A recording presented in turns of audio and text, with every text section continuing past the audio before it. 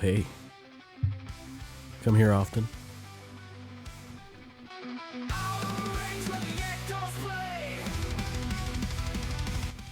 So stupid. So stupid.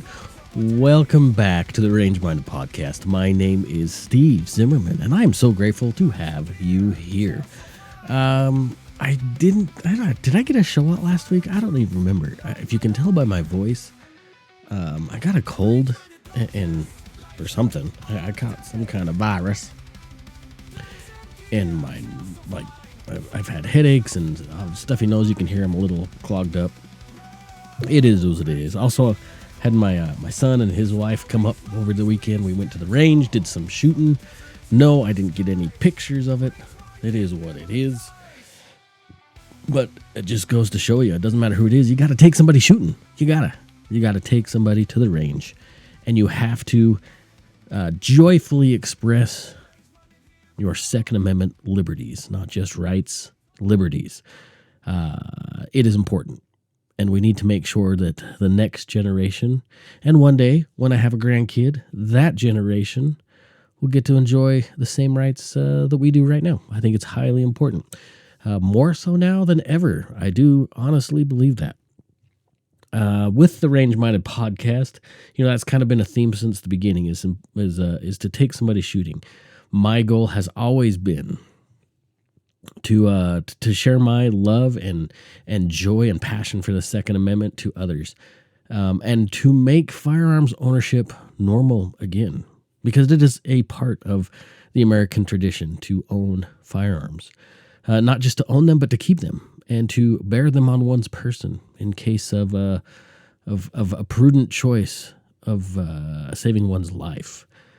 It's very key, very important, and it has been part of the American tradition before technically the United States was a country, because it doesn't come from a government. It comes from God. Whether you believe it or not, whether you like it or not, it is a divine gift and not an edict from some flawed men who pretend to govern us. A couple things I wanted to talk about in this episode. We're going to kind of bounce around a little bit. I'm going to do my best to keep things on topic, but I think it is key. I think it is important that you know what's going on. And maybe you already know what we're going to be talking about, and you're going to be like, Steve, you're an absolute moron.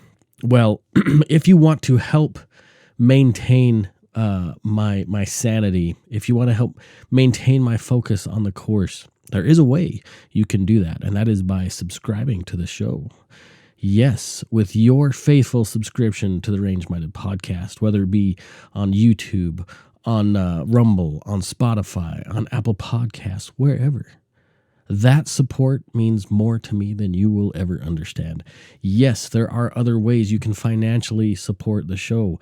I do have a Patreon. I have stuff for sale on my website. There's ways to support the show if you want to pitch in and put a little skin in the game. I think it's on my link tree. I can't remember. I did do an Amazon wish list. If you want to send a happy little present to your favorite 2A podcaster, that would be great too. Or if you want to send one to me, that'd be awesome as well. I think that's on my link tree. I can't remember. But let me tell you what you get with a free subscription. Particularly on YouTube. I'm really trying to grow the YouTube. I would appreciate it if you jumped on the other platforms as well. But YouTube specifically. YouTube is very difficult to work with when it comes to Second Amendment content. And you've probably heard this from other 2A content creators before.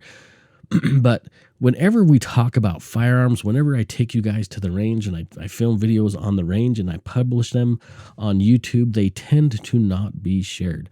YouTube has this thing, it will recommend content. You've done it. You've looked on your feed. You've sat down on the toilet during your lunch hour and perused the tubes.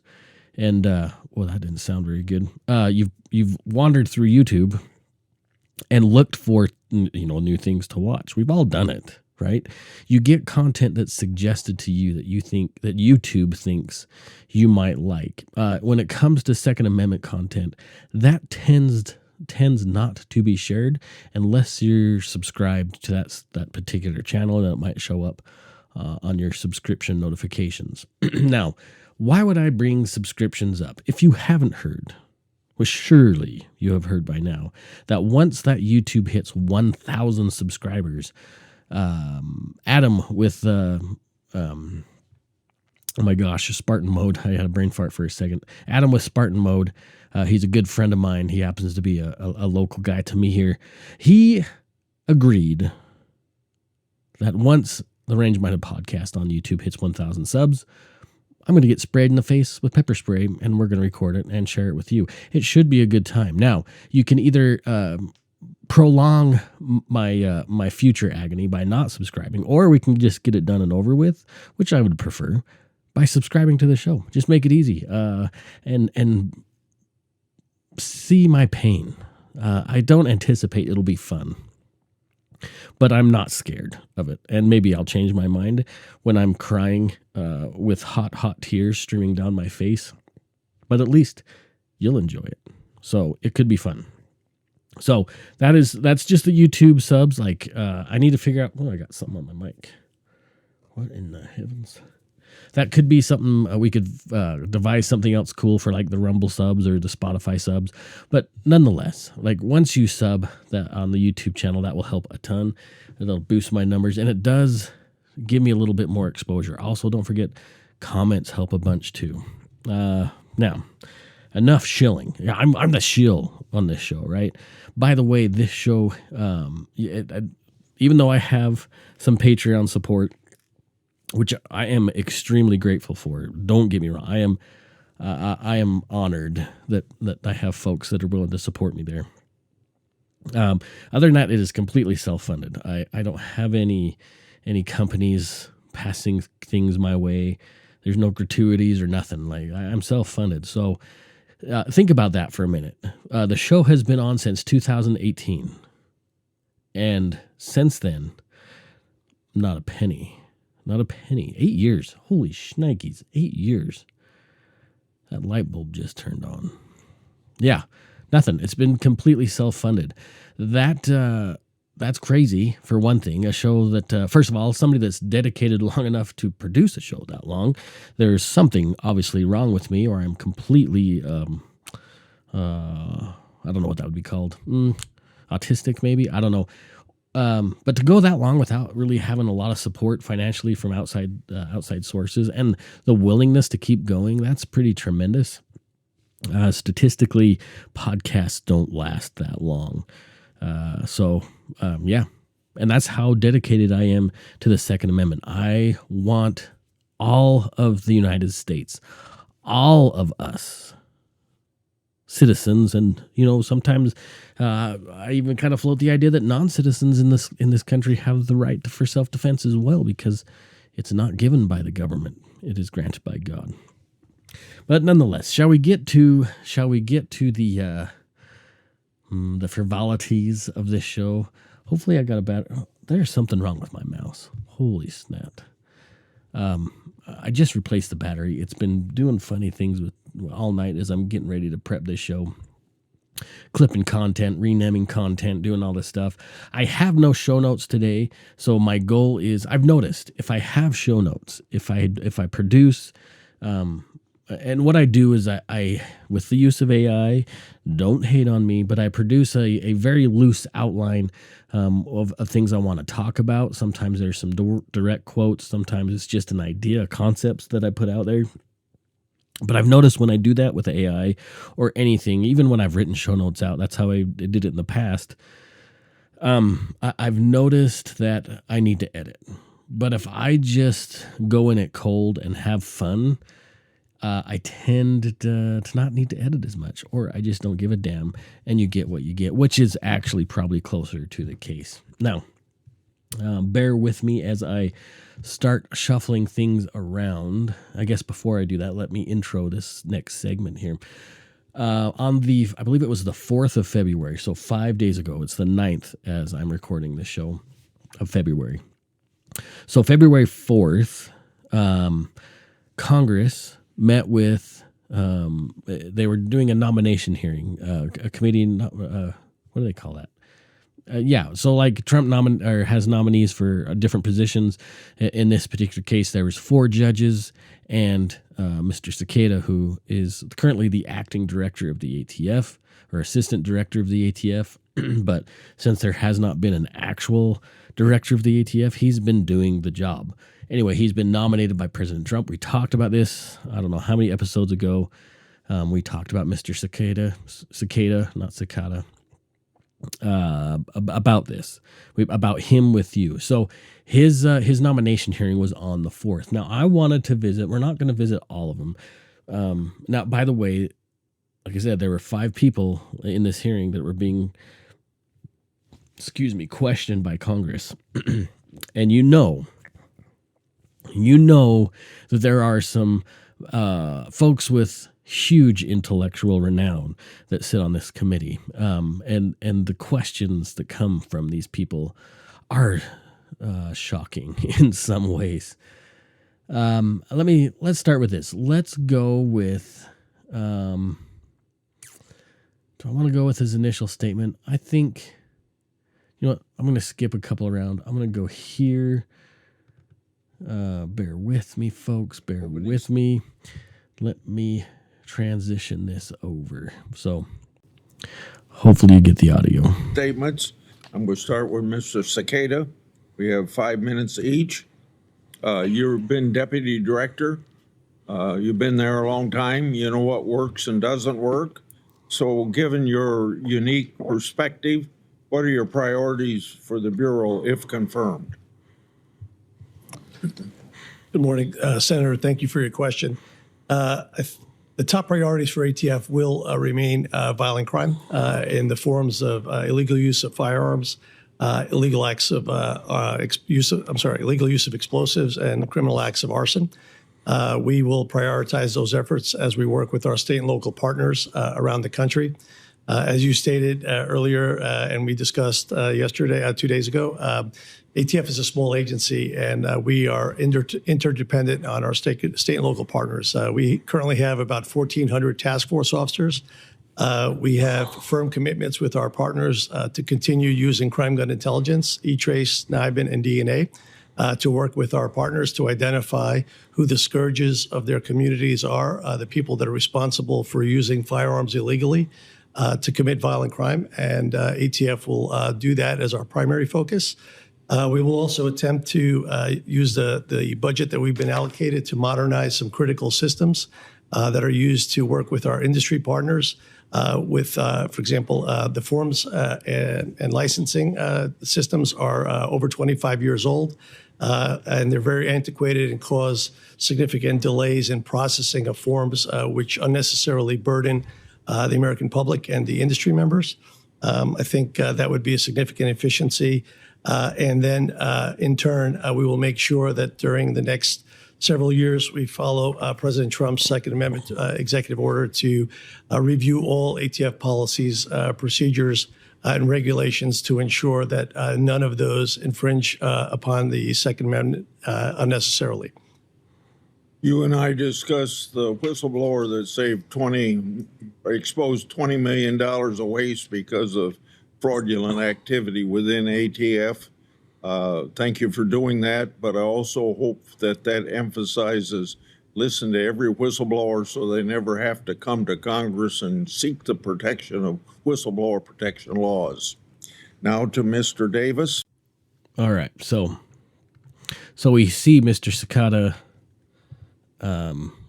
sharing. Oh, sorry, I can't hardly chew gum and walk at the same time, so closing things out.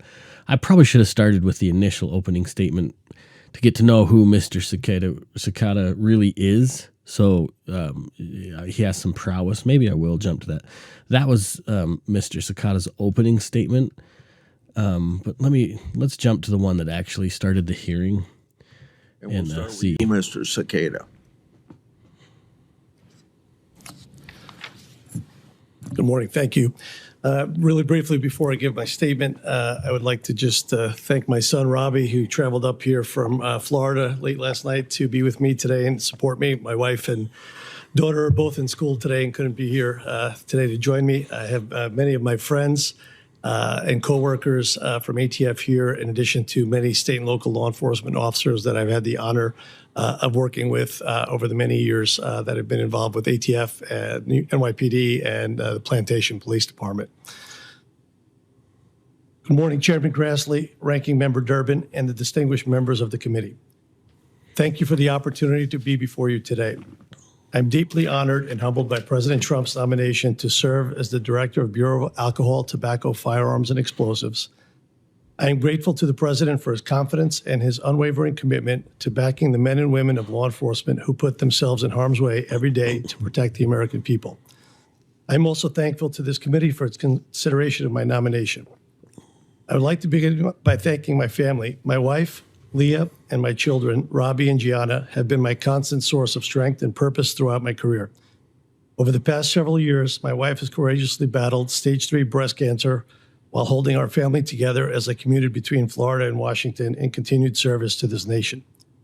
Public service, particularly in law enforcement, demands real sacrifice, and none of it is possible without the families who stand behind us who are serving. I also want to recognize my parents who are no longer with us. In 1966, they fled communist Yugoslavia and came to the United States in search of freedom, opportunity, and the rule of law. They became naturalized citizens in 1973 and believed deeply in what this country represents, that liberty matters, that hard work matters, and that the law should protect the innocent while holding the guilty accountable. The journey shaped my values and instilled in me a lifelong commitment to protecting freedom under the Constitution. I've spent nearly 34 years in local and federal law enforcement with a singular mission: keeping the American people safe. From my early career as a police officer and detective in New York City through my current service as deputy director at ATF, my focus has been clear: identify and dismantle violent criminal organizations, remove dangerous offenders from our streets, and to protect the communities we serve. At ATF, I've had the privilege of working alongside extraordinary professionals: special agents, industry operations investigators, forensic scientists, intelligence analysts, and professional staff who carry out some of the most difficult and dangerous work in law enforcement. ATF's core mission is public safety, targeting violent criminals, disrupting firearms trafficking networks that arm gangs and cartels, investigating bombings and arsons, and supporting our partners with world-class forensic and intelligence capabilities. If confirmed, my foremost priority will be to ensure ATF supports President Trump's mandate to make America safer by remaining relentlessly focused on violent crime. ATF's mission is not to burden lawful gun owners or undermine the Second Amendment. The right to keep and bear arms is a constitutional guarantee, and I'm committed to protecting and preserving it. Effective law enforcement and respect for civil liberties are not competing goals. They are inseparable obligations. I am equally committed to supporting the men and women of ATF. They deserve clear mission focus, strong leadership, modern tools, and accountability at every level. Excellence will be recognized and misconduct will not be tolerated. Finally, I respect the essential role of Congress in this committee. Oversight is vital to maintaining public trust. If confirmed, I commit to being transparent, responsive, and forthright as we work together to protect the American people. Thank you again for the opportunity to be here before you today. I look forward to answering your questions. So there we have it. So that was his initial statement, and the one I played first was his actual opening statement. So I apologize. I actually wasn't going to play this, but then I realized he has some content in here that I think we need to talk about. First of all, we kind of get to know that he started as a detective in New York and then worked his way up through different bureaus of the FBI, and then finally to the ATF. So he has a long history of law enforcement, which is fine, as long as he didn't become contaminated with the power that comes with enforcing the law. Do we need law enforcement in this country? Yes, absolutely. We are a nation of laws. That's how we keep civility, is with laws. We're not an anarchist society. I think it's important to understand here, as I close this window out and work on the next, that he promises a couple things. Now we know President Trump, has stated that he wants to fortify the Second Amendment. He wants to make sure that it's a guarantee, as it has been written in the Bill of Rights, which I appreciate. No other president in my lifetime has made a positive commentary about the Second Amendment. Yes, I know. Not very long ago we talked about how I feel Trump has been the most had the most negative effect of any president on the Second Amendment, and I still stand by that. But two things can be true at once. He can be a very dangerous individual towards the Second Amendment, allowing certain attacks to take place against the Second Amendment, and still believe that it's an important right. I know it some kind of a paradox there or something, like it doesn't sound accurate, but yes, he's put judges in the right spot. In fact, the judges that are in this hearing, I think, were probably fairly favorable to Second Amendment cases. I listened to this entire hearing, by the way. This wasn't just for Mr. Cekada. It was for, like I said, four judges and him. So there was hours and hours of questions and bounding back and forth.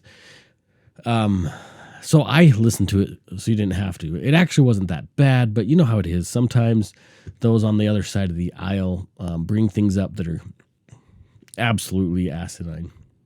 Like this one in particular. Let's pull this one up. I think it's important for us to understand and hear what's going on. Mr. Chairman. Mr. Cekada, good meeting in our office. Enjoyed meeting you. Your highest priority, you say, is stop violent crime. It's a priority well worth your attention and ours as well. At least 2/3 of the ATF agents. Okay, listen to this. All right, you need to listen to this. In fact, I'm going to bound it back just a couple of seconds here.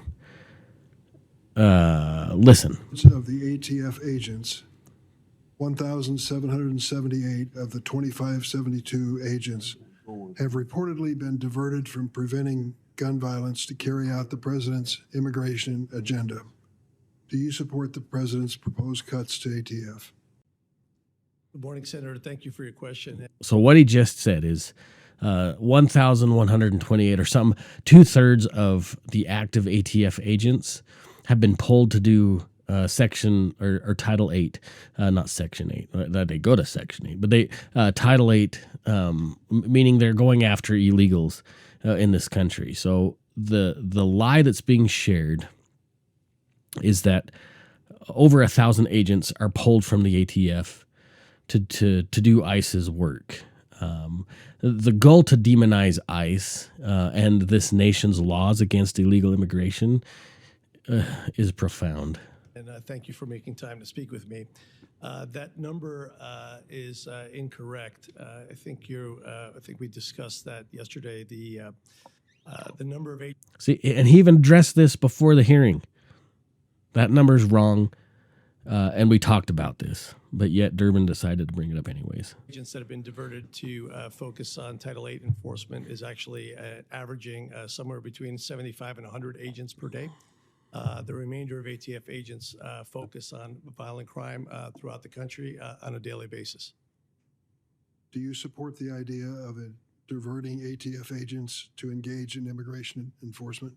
I support ATF agents being used to enforce federal statutes and supporting our federal partners.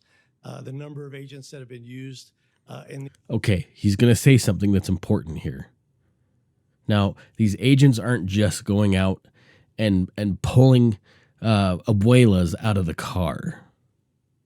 Okay, they have a specific mission set under this Title 8. These efforts have been very much focused on violent crime, specifically assisting HSI and ICE on illegal aliens that are members of MS-13, 18th Street, illegal aliens that are carrying firearms. So in those efforts, 100% ATF supports our partners. Okay. Now, did you hear the answer that he just said? In short, he said, again, this is paraphrasing. He said, these agents have been focused on illegal aliens, gang members, MS-13, illegal aliens as far as those involved in gang crime, MS-13, Fist, or whatever the other gang was, those involved in trafficking and other things. So they're focused solely on the thing that they were already doing as ATF, right? They're already going after these individuals in their purview, but they're assisting HSI and Homeland Security and others to make sure that those individuals are getting stopped. So you see, the left is key. Don't you like it when I switch from my video play screen to the other screen? It's so bright. It is so frustrating, right? But it didn't end there. Check this out. You're gonna love this. He's one of my favorite people here, and really relieved by your good old nomination. Cory Your Booker. years in dedicated service, something I have a lot of respect for and gratitude for. I've met so many ATF agents over the years and have found them to be remarkably committed professional public servants. And the fact that you would lead the agency that has so many means a lot to me. I'm worried, obviously, about the direction of the ATF. I have been for years since I was a mayor. And we found out that the overwhelming majority of our gun crimes were done with people who acquired guns illegally. If we were just enforcing the laws, we could have driven down violence. As much as I advocate for other gun safety laws, the ones. Then why didn't you enforce the laws that the state already had, Cory Booker? Why put more laws on the book just to infringe on law-abiding citizens while the crooks still do crook things? Jackass. We have right now, should the ATF be given the resources and manpower to enforce the law, we could save a lot of lives in our country. And so, unfortunately, that since the president's inauguration a year ago. So he's more concerned about the reaction instead of the action of stopping something. He's worried about the reaction of the aftermath and then going after the criminals, instead of just doing it in the first place before they do something criminal. Weird. They could have locked the guy up and maybe they wouldn't have the issue again and again. The ATF has really been under attack, further attacks from the gun industry and high-ranking administration officials. Trump proposed gutting the ATF's budget by $400 million, already starved as an agency. The administration has diverted thousands of ATF agents away from investigating illegal firearm trafficking, bombing, tax evasion, and tracing guns from violent crimes to their perpetrators to instead do immigration enforcement. And this has primarily resulted in the rounding up of nonviolent immigrants and not. So he's bringing up the immigration thing again. That should have been DOA after Durbin's question, but because this is all choreographed. Like, this isn't just some spontaneous group of questions. It is designed and choreographed, and these questions are asked in a specific order, by specific people at specific times. Not getting weapons out of the hands of people that are doing horrible things with them. The administration even suggested eliminating the ATF altogether, which is stunning to me to hear this administration wanting to defund the police that do some of the most important work for keeping us safe. And so I have a few questions just about the direction of the agency. And I just want to emphasize, again, my gratitude that you're up for this position, but the importance of you maintaining your independence and not giving the gun industry or others who want to defund you any sway over the decisions you make. And so I just want to say for the record, if you can just state, do you think abolishing or defunding ATF would risk public safety? Good morning, Senator. Thank you for your comments. I think ATF plays a pivotal role in America's communities on reducing violent crime. And although I can't control the budgets, I think there would be a negative impact on America's communities. Thank you very much. A simple yes would have sufficed, but I appreciate that. So this legislation is obviously misguided. I hope that you will take steps to ensure that the ATF is fully staffed, fully resourced, able to get its mission to protect the public from violent crime. Since 2007, when I first met with the head of the acting head of the ATF, they just told me the blunt truth about how much more they could do with more officers, and I hope that you'll advocate for that. The diversion of agents to conduct immigration enforcement. We know that Trump authorized ATF agents to conduct arrests of immigrants without permanent legal status. By September, Illegal about aliens. 80% of the ATF's roughly 2,500 agents had been assigned to the Immigration Task Force at some point. How many ATF agents are currently assigned to the Department of Homeland Security to conduct immigration enforcement? Sir, ATF has never had more than about 75 to 100 agents on a day working on immigration enforcement in support of ICE and HSI. So you said about 100 and currently at any time? No more than 100 at any given time. Okay. Have the diversions impacted ATF's capacity to enforce our national firearms laws? Not from our perspective. ATF in those operations has been focused on offenders that were illegally armed with firearms, MS-13, 18th Street, illegal aliens that have. No, So he reiterated the last question on this. No more than 100 at any given time have been working with HSI and Homeland Security on this, and they have been focused on illegals involved in gun crime, absolutely in the purview of the ATF. Yet they continue to try and jump down his case. And, there was some funding information in there as well. And I'm not going to play the video of Adam Schiff, but he jumps on the whole budget. And again, he talks about this very thing again. As far as, I guess I could jump my screen myself here. Again, Schiff is talking about this exact same thing. Well, funding the ATF, how many agents do you have there? We were told you had 1,000 agents that had been diverted, and you only have 2,000 on staff. And his answer, again, is we've never had more than 100 agents a day working with Homeland Security involved in procuring illegal aliens. And we focused on gun crime with these individuals, specifically MS-13, 18th Street, and whatever else he said right there, right? So they're really trying to get him hemmed up on this ATF agents being diverted to other federal law enforcement officers. So whether we like it or not, ATF is in charge of enforcing firearms laws that Congress decides to put in there. The ATF is the enforcement. They're federal agents, law enforcement agents, as well as ICE and Homeland Security and HSI. They're federal law enforcement agents. They have arresting powers.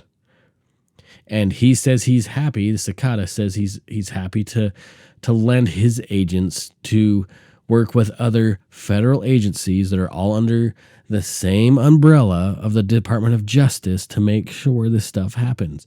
So it is so, these leftists are just incredulous, right? They're so damn frustrating, but I'm done with them. Let's talk about something that's actually fun.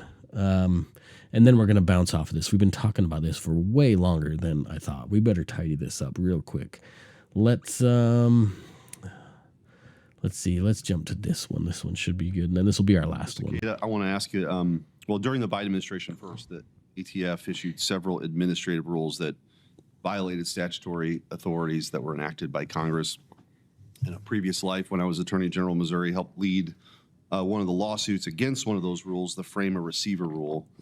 Eventually, a different lawsuit came up against the rule, and the Supreme Court sort of sidestepped the ultimate issue on that. But there are similar rules, such as the stabilizing brace rule and the engaged in business rule, the threaten to make responsible. By the way, like Mr. Kennedy had some great questions. I'm not going to play his segment of questions, but look at he's. Oh, you can't see him in this frame. Never mind. Carry on. Law-abiding Americans into criminals and left gun owners with vague, difficult-to-follow mandates. Americans who want to exercise their Second Amendment rights and follow the law in good faith lacked any real guidance and felt like the ATF was trying to trap and punish them. The Second Amendment is a fundamental and inalienable right, so it's especially concerning when administrative state agencies like ATF infringe not only on the Second Amendment, but also the Constitution's structural separation of powers by issuing rules that are equal parts illegal and impossible to comply with. I understand you want the ATF to return to a true law enforcement mission rather than harassing law-abiding gun owners. So I want to ask you today if you'll commit to repealing or otherwise fixing this nightmare scenario for gun owners by revisiting the frame and receiver rule, the stabilizing brace rule, and the engaged in business rule and any other overreaching administrative rules in a timely manner. Good morning, Senator. Thank you again for your question. I can assure you that ATF, under my direction, is following President Trump's Second Amendment executive order. We are currently undergoing a thorough review of all regulations. I can't speak to the specific regulations because of the guidance under APA. In the future, when the President and the Department of Justice deem that our work is ready to be put out for a notice of proposed rulemaking, there will be a draft of all those rules for everyone to review. And we fully encourage everyone to please review those, ask your constituents to do the same, to make sure that ATF thoroughly took those concerns into. So if I hear you right, if you're reviewing all of the rules, the 3 that I mentioned would be included in that, correct? Potentially. What's that? Potentially, sir. I can't. Let's lock that in. Let's lock that in. I can't do that, sir, but I would be glad to tell you Okay, that. I think that follow-up on that particular point will be important. Thank you, sir. So this, I don't have his name. I don't know who this is. I apologize. Other than he reminds me of what's that comedian, the guy that talks about making sandwiches. I make them at night. You know who I'm talking about, the Bud Light guy. Gosh, I should remember his name, but I can't remember. It'll come to me halfway through another sentence. But he's talking about reviewing the arm brace rule, the doing business rule, and other things that were enacted under the almost at Obama. Same thing, the Biden presidency, and Mr. Dettelbach, who was a gem. Excuse me, man. That's just water, and I've got the burps here. I picked on something that I was a little bit I didn't hear before that actually kind of concerns me. He talked about that him and the ATF are following under his guidance. The ATF is following the executive order from President Trump to review all the rules and everything that have been affect the Second Amendment, whatever, something like that, right? And at some point, they're going to reveal their findings, and we'll have a chance to make our voices heard on such. And then the Congress can make some decisions on new rules that could be enacted. Now, that can be good, and that can be bad. I don't know why I didn't pick up that before, but I definitely picked it up at this time listening through. I've listened to this a lot. So that could be good, and that could be bad. And you can see what makes me nervous about the bad side. So obviously they could see that, maybe there's too many liberties. The Department of Justice hasn't had the highest confidence rating from a lot of us when it comes to firearms liberties. So it could be interesting. You know how I feel about Pam Bondi. I was going to share, what's her name? Shapiro.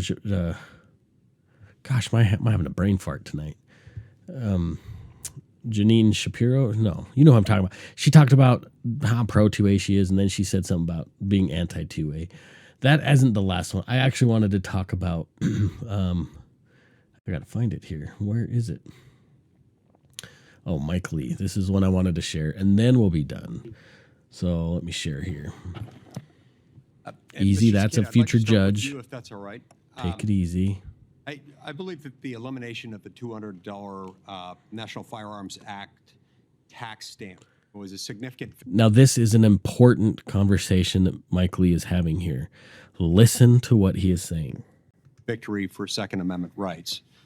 This is a constitutionally protected right, the right to bear arms. And when we attach a significant tax burden to it, that's got to be taken into account. Now, unfortunately, that didn't eliminate all laws that might fall, under the same argument. We still have pretty significant restrictions in place, including various registration requirements that exist under the National Firearms Act, not all of which I believe have clear constitutional justification. But even before we get to the constitutional justification, which may tie in to the policy points, I wanted to ask you a little bit about whether and to what extent or in what way there is, law enforcement or other policy-based justification that makes it, compelling, makes it make sense, makes it necessary for one reason or another to have these restrictions in place as to things like silencers, short-barreled rifles, and short-barreled shotguns. Can you think of good policy-based law enforcement justification for having those on the books? Good morning, Senator. Thank you for your question. As far as policy, our enforcement of those firearms applies strictly under the NFA. If let's say, for example, they weren't under the NFA, they would still be required. They would still be firearms under the GCA. Right. So they're not unregulated, and in order to buy them, you would still have to go through the background check process, which is which is significant, and depending on how busy they are at the time when you're buying a firearm, you may have to wait minutes, or it might be hours, or whatever it is. But it's not completely unregulated at that point. That's correct. So these are additional restrictions slapped on top of those restrictions already applicable to all firearms. Is that right? Yes, sir. Through the NFA, that's correct. Okay. Now, and that certainly, grasp that, certainly as to the short barrel. So did you see what Mike Lee just tidied up around those corners? Did you pay attention to what he's saying? So he's Mike Lee, is along with representation from my state and many others, are happy to remove suppressors from the NFA. The NFA needs to disappear. That is an archaic and highly restrictive infringement on American people's rights to keep and bear arms. So Mike Lee says, hey, the NFA is $0 on suppressors, but are they firearms? And Cekada says, well, they are considered firearms under the NFA and Gun Control Act. And he says, so you still have to go through background checks to get suppressors. He says that is correct. You still have to go through the background check because of the Gun Control Act. And so Mike Lee says, oh, I see. So they're still regulated, and you have to go through a background check, and there's still some barrier. Yes, that's correct. Did you see what he just said? What he just did? He gave loud and clear understanding that they have no need, suppressors have zero need, to be in the NFA. Zero. You're still going to have to do a background check. They're still controlled. They're still regulated through the Gun Control Act. Rifles and short-barreled shotguns. Let's talk about suppressors for a minute, the sound suppressors, commonly known as silencers, but a technical term within the industry is sound suppressors.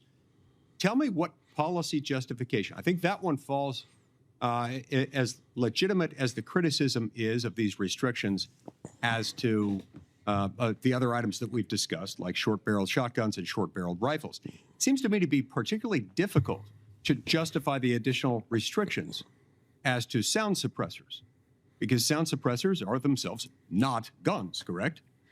Under the law, sir, suppressors are considered firearms under the Gun Control Act. So that's why they're regulated under the GC. Well, they're regulated under both GCA and the NFA. Right. But unlike actual guns, the suppressor is not capable of firing a bullet. Unlike guns, suppressors are there, as the name implies, to suppress sound. So that people who use guns, whether that's for hunting, for target practice, for sporting of one sort or another, they are subjected to a bombardment of sound that is louder than it otherwise might need to be. And for people who use certain kinds of firearms that happen to be really loud, they've got to use some kind of hearing protection on their ears. The question arises, what decent public policy justification or law enforcement need might compel the United States government, with all the force of the United States government and with enforcement power given to the to ATF, to restrict those, given that there is a legitimate public policy justification for actually wanting to encourage people to do it, because it tends to protect people's hearing. Can you think of any good reason why we should not allow those, or at least why we shouldn't allow them without this additional step above and beyond what applies to firearms generally? Again, sir, from ATF's perspective, ATF is bound by the law at this point, and if Congress chose to move suppressors out of the NFA into the GCA, ATF would be supportive of Congress's decision. Well, that is very good to know, because we periodically do introduce legislation, and when we do that with basically every department, every agency I'm familiar with, we tend in my office, and I think my colleagues do the same, to seek technical input from the agency involved in the enforcement of that law. And it's good to know in advance sometimes what that might look like. So I appreciate your perspective on this one. Congress does need to revisit these issues, particularly given that sound suppression can be very important for health and safety reasons. There is not a legitimate health and safety reason, certainly. Yeah, speaking of health and safety, the ATF requested suppressors for their door kickers and enforcement groups. They wanted suppressors for the health and safety of their agents, if you remember that last year. To treat this not just as a firearm, but as a particular type of firearm that requires further restriction. Thank you, Mr. Chairman. I see my time's expired. Before Senator.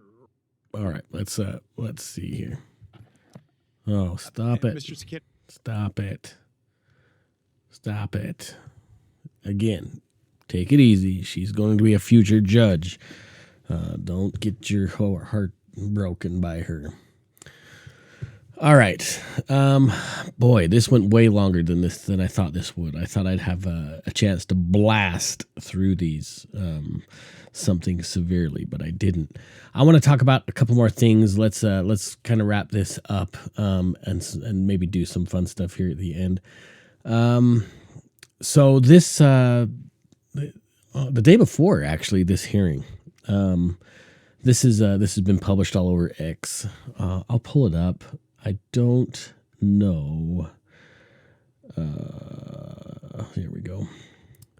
Sorry, I don't have all this fancy equipment to make things pop up and show and zoom around and be all cool and stuff.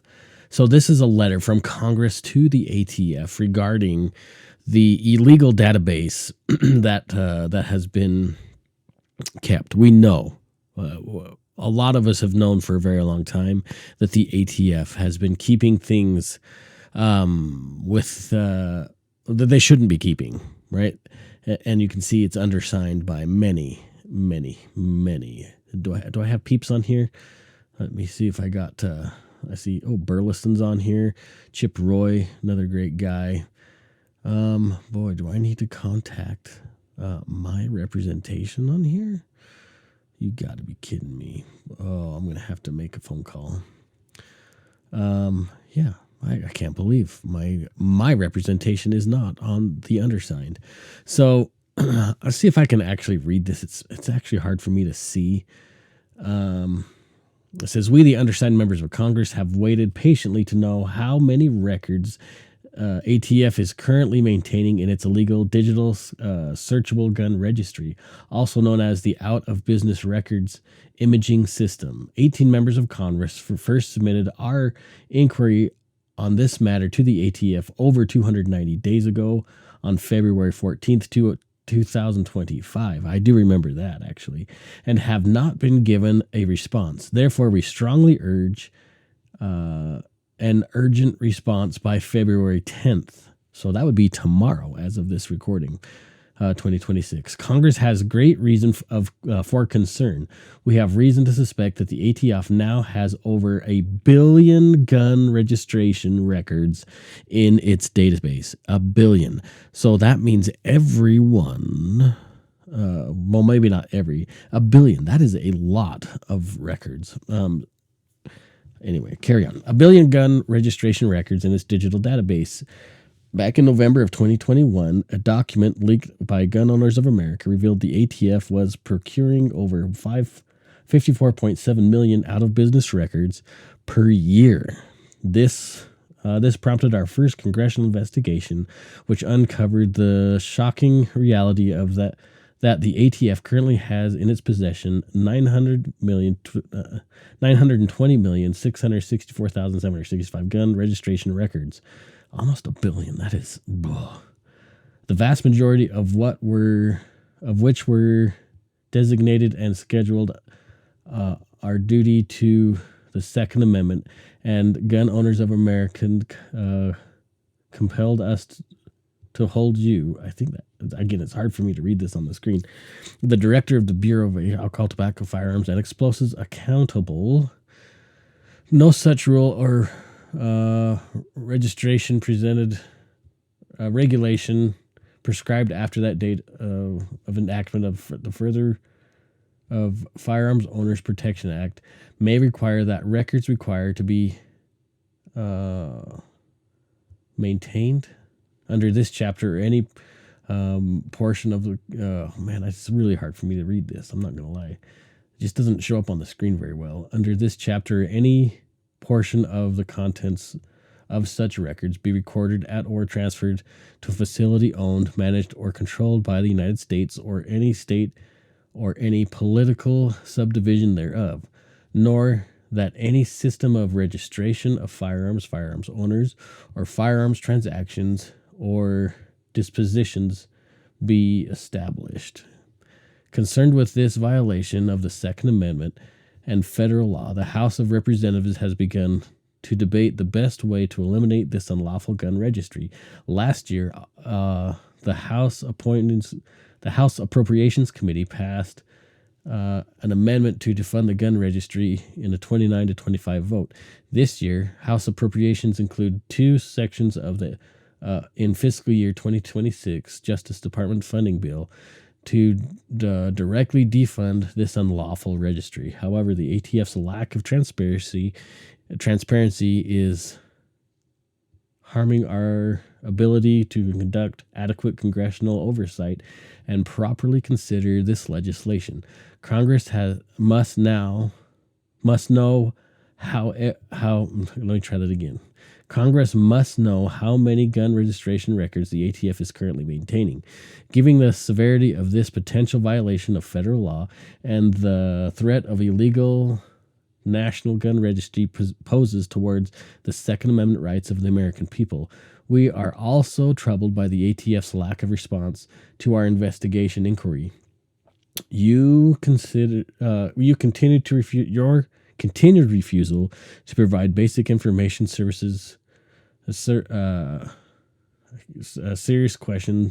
raises serious questions about whether the ATF, despite changes in leadership and stated priorities, remains in compliance with several congressional appropriations restrictions, a federal statute, and the Second Amendment, and the Second and 14th Amendment. Ugh. You think I just can't read? No, it's so pixelated on my screen. It's hard for me to read. It's just how I tried to find this on their actual congressional database, but I just couldn't find it. This is off of X, and then I just kind of expanded the screen.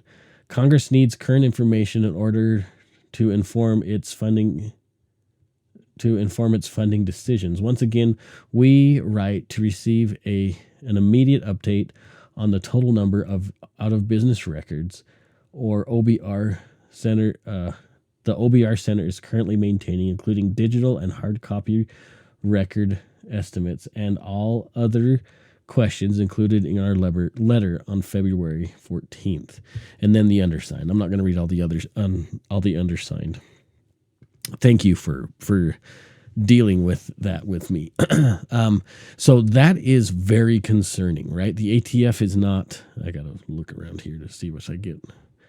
I get what I get here. Made reference earlier. Stop it.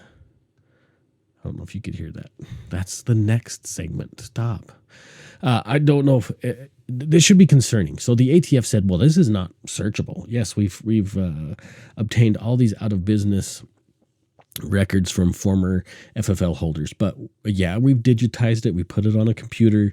No, it's not searchable because we asked them to take away that function, which is completely BS. The ATF in the previous administrations, the ATF has been very difficult to work with and very adverse to the Second Amendment. And I don't know if you realize this. We've talked about this, but there's kind of a correlation under not Obama. I almost did it again. Under Biden, revocations of FFLs was at an all-time high. Plus, they were creating this database of out-of-business records. Wow, what a coincidence. What a better way to fulfill or to increase the information of all these digitized records other than putting people out of business and taking their records away from them. And that should be greatly concerning. 1 billion firearms transaction records. 1 billion. That is a lot. So, you should understand and be angry at the ATF for this breach of the trust with the American people. It's disgusting, and it's super frustrating. Here's something else that's going to make you a little bit frustrated, but I think it's still kind of embarrassingly funny. I got this off Mr. Guns and Gear, off his Twitter page, X page, whatever you want to call it. This will make you pull your hair out. Let's jump to this real quick. You made reference earlier that you're a constitutional office. My colleague made reference that there are constitutional divisions amongst responsibilities between us and you. What branch of government do you operate under? Mecklenburg County.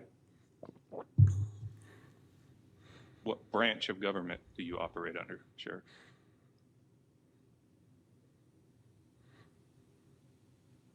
Constitution of the United States. Correct. That is what establishes the branches of government. I'm asking which branch you fall under. Mecklenburg County. I'm a duly sworn Mecklenburg County Sheriff. We answer to the people of Mecklenburg County. This was not where I was anticipating getting stuck.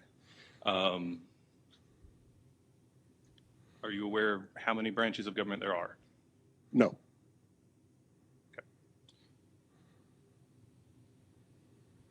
For the sake of debate, I will move on and say there are 3 branches of government: legislative, executive, judicial. What the hell? Those 3, which do you believe you fall under? I believe I fall under the last one, Would you say it to me? judicial. You are incorrect, sir. You fall under the executive. Then let's, hypothetically, does pulling on-duty deputies off the street to chauffeur individuals to bars and strip clubs, would that make Mecklenburg safer? Again, It's a hypothetical. It's not asking you directly anything with your agents. Hypothetically, as sheriff. that is in the content of the petition that I just stated that I cannot answer the question to, even hypothetically. I'll let the record reflect that the gentleman refuses to answer. You may A duly elected sheriff of Mecklenburg County, I don't know where this is, could not answer some very basic civics questions. Now, why is a sheriff so important? What is the purpose of a sheriff? How does a sheriff impact your life? So, sheriffs are elected. And because they are elected, they are the highest law enforcement officer that affects you directly. They have a higher prowess than even the state police. They are in charge of that county. 100% they enforce the law inside that county. Now, we like to think that that sheriff, if he is elected or she, they understand how basic constitutional sixth grade understanding of the Constitution, a basic. He should understand how that works. At the minimum, I could see getting hung up on the last question, what branch do you serve under? And he said judicial. I can see where he could get that confused. But being unable to answer how many branches of the government there are under the Constitution, I mean, come on now. That blows my mind. So, do you have faith in your sheriff? Hopefully, your sheriff's a little bit more on the ball than this individual. He couldn't answer basic questions. And then that cute little teaser again, that was still from Mr. Guns and Gear at the end there, where apparently this individual, this sheriff, this duly elected sheriff, has been instructing his deputies to pick people up from the bars, picking people up from strip clubs, or dropping them off to said bars or strip clubs to keep the county safe. Don't you think if you're picking somebody up from a bar or a strip club, you damn sure should be taking them not to another establishment, but probably to jail if they're publicly intoxicated. I could see that. Or maybe helping them home. I could see that there could be a service there. But maybe your focus should be on enforcing laws by keeping bad people off of the street. My hell, Mr. Sheriff. That is absolutely, that is amazing. Let's see. I got one more I want to show you. I think it's this one. Maybe it's this one. This should be fun, and then we'll close things up because my hell, you've been waiting an hour for this very thing. Let's jump to this real quick, and then we'll be calling it quits here.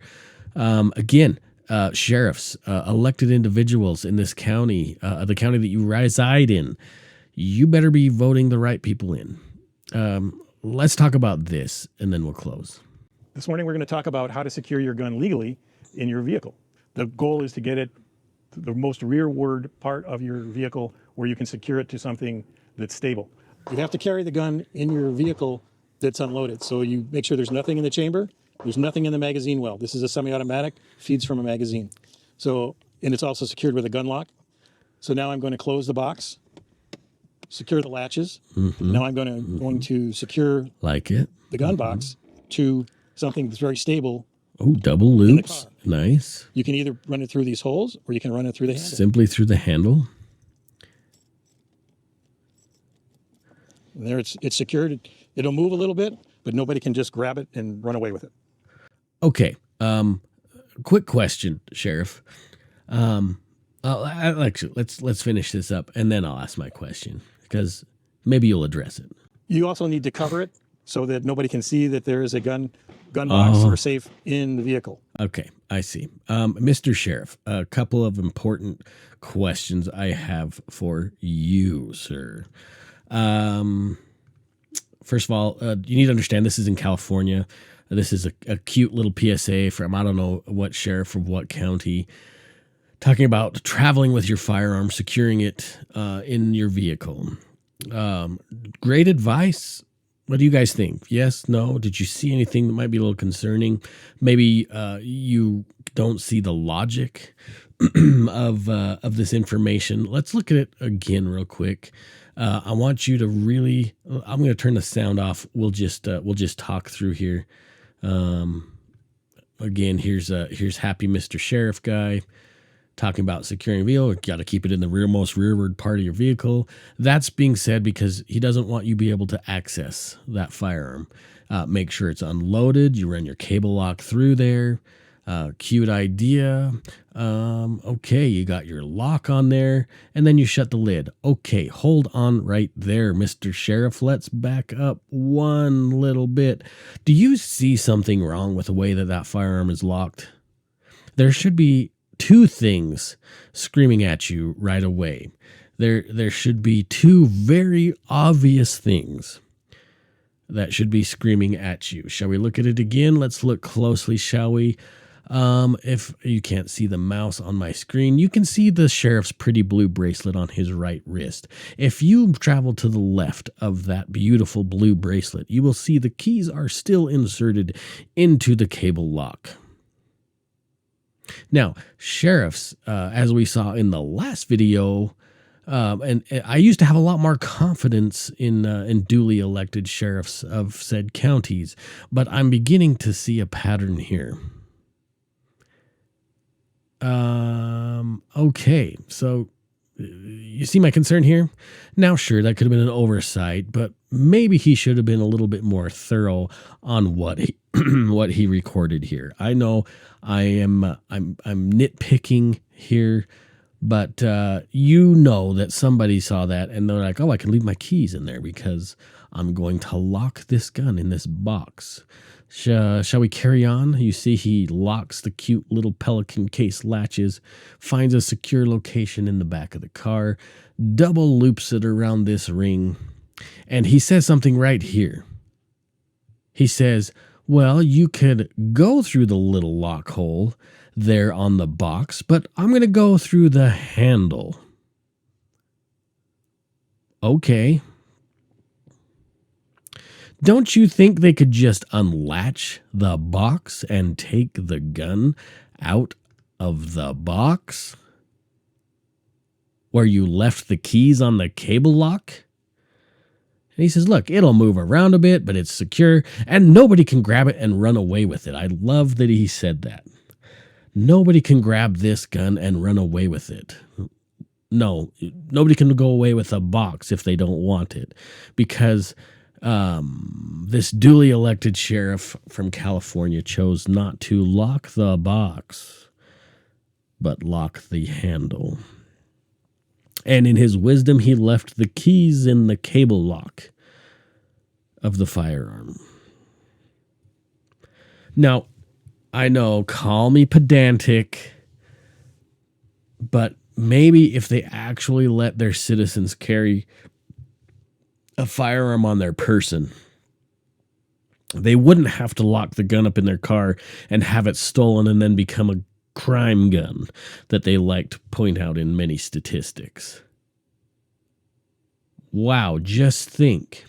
If a person could carry the gun on themselves and not in their car, or face massive state and federal legislation against them, at least state legislation, they wouldn't have to lock it up in the car. But maybe if that was the case and you're not going to change state laws, at least produce a video that shows you're competent enough to find a way to secure a firearm that would be completely unable to be stolen out of the back of that car. If you're going to produce something that says securing your vehicles and your firearm, at least use proper equipment. My gosh. Make sure you're electing people that are properly are fit for the service that you're electing them for, and not morons that don't know what the Constitution states, or individuals that are supposed to be experts and knowledgeable on guns and do this stuff. Like, oh my Lanta. It's so bad that my nose is draining and now I sound terrible. That's how bad it is. And it is far too long. This show's gone way too long. I'm not going to edit it, by the way. So if you've made it through this entire time, good on you. You're a trooper. Don't forget to like, subscribe, share. Like, subscribe, share. Don't forget to comment as well, because that does help the algorithm. It helps me percolate up. It never gets suggested or recommended, but it helps. 1,000 subs on YouTube equals pepper spray to my face.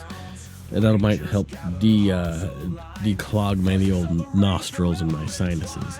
You can find me on Rumble, Spotify, Apple Podcasts, all of the places you find your podcasts. Remember, you got to stay safe, you got to stay armed, and you need to stay range-minded. I love you guys.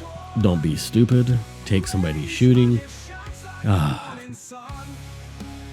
And just be good to people. You know, just don't be like these guys. Go buy a gun. Good night. Dude's just like, you need a shotgun. You need a shotgun, man. It's got a good spread. Lord, open doors we can't ignore. Rangers thrive on every beat where the range and hard lines meet. Range minded, hear the call. Rangers stand, we never fall. Take someone shooting, spread the flame. Honor, grit, and a shoot. In fact, you got a problem over here, you ain't even gotta look. You just turn, wow, that's it. You ain't got a problem over here anymore. Range minded shots.